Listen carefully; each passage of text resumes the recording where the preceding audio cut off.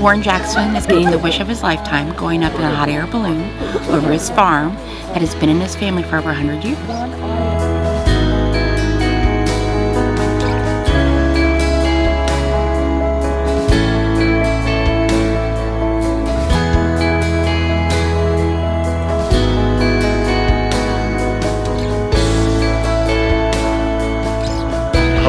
My name's Jack York. I'm the founder of a company called It's Never Too Late, and because of the good work of Tina and Brookdale Senior Living, we are delighted to be sponsoring Warren's wish to hop on a hot air balloon and go over his farm. I'm thankful that we were able to give this wish of a lifetime for my dad today, and that everybody made it possible, and it'll truly be a memory for all of us to have in our hearts for many years to come. It was like I was looking down over my legacy.